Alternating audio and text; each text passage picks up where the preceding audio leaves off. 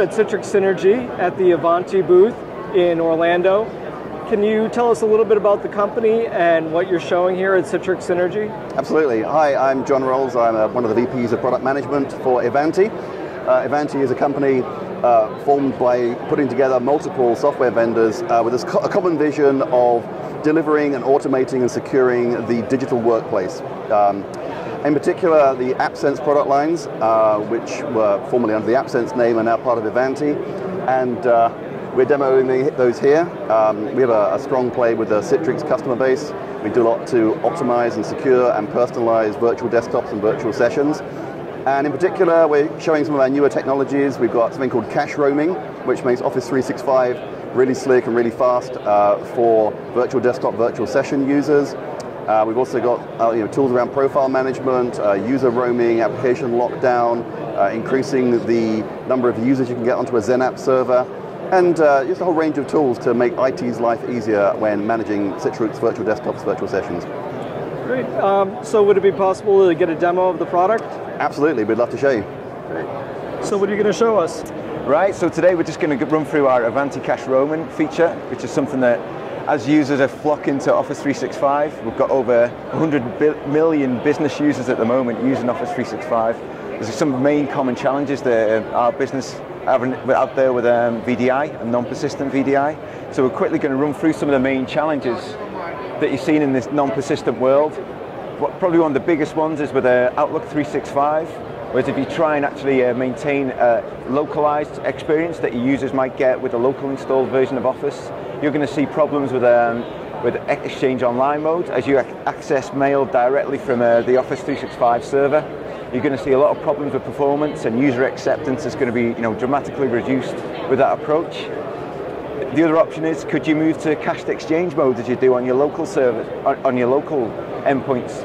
You've got problems there as well, as your OST file is actually locally resident within your profile. So in a non-persistent world, you're going to have that OST that's going to be syncing down at each logon. So if you've got a 2 gig OST file, your user is going to be severely impacted until that 2 gigabytes was actually downloaded to your endpoint. So things like search within your Exchange, your recently used profile list, as you type in your mails, like you're going to get your service desk calling quite frequently with users just not used to that sort of experience because you're used to having a localized version of Office. So your VDI project's going to slow right down unless you get some sort of handle on that. And then finally, OneDrive, which is like potentially 1 terabyte per user of storage.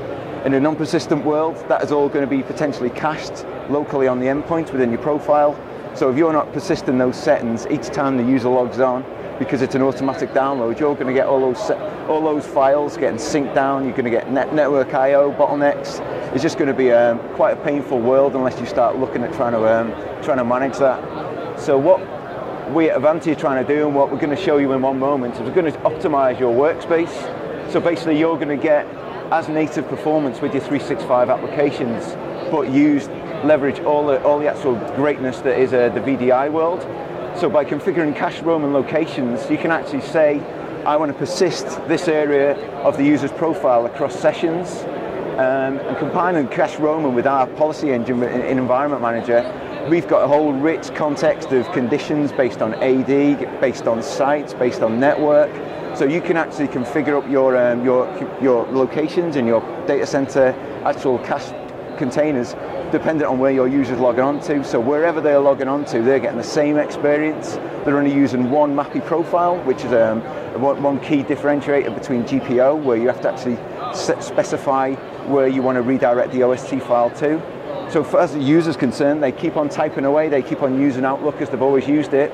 And in the back end, Ivanti just manages all the persistent settings across the VDI sessions. And as we say at the bottom there's quite a pertinent point as we move into a Windows as a service world and Windows 10. The user profile is getting more and more challenging in a non-persistent world. So you've got things like universal store apps, you've got IE Explorer database files, you've got Chrome, you've got Windows Search, you've got all these challenges and all these settings that are quite big, megabytes, if not gigabytes worth of data that you need in that non-persistent world, but natively you're not getting it, so you're impacting on your users. So I think at this stage we'll just hand over to Chris for a quick demo of how we actually do it with Ivanti. Okay, so what we're going to do is we're going to walk through a quick demo comparing a persistent virtual desktop with a non-persistent virtual server-based desktop or a published desktop in XenApp.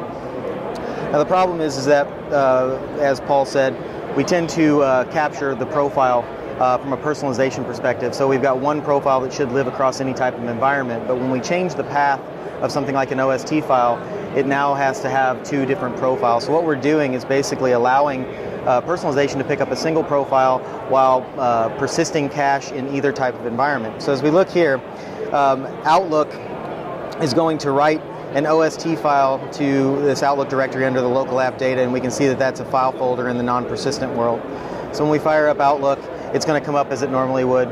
Profile is going to be pulled down from personalization, so the user is going to get that same experience that they normally would expect to have from a physical machine or a persistent virtual machine. And all that information is going to be pulled from that cache. The problem that we have when we run over to a virtual machine that is non-persistent, as we see here, is that cache gets wiped every single time the user logs off. So this profile or this cache has to be rebuilt every single time.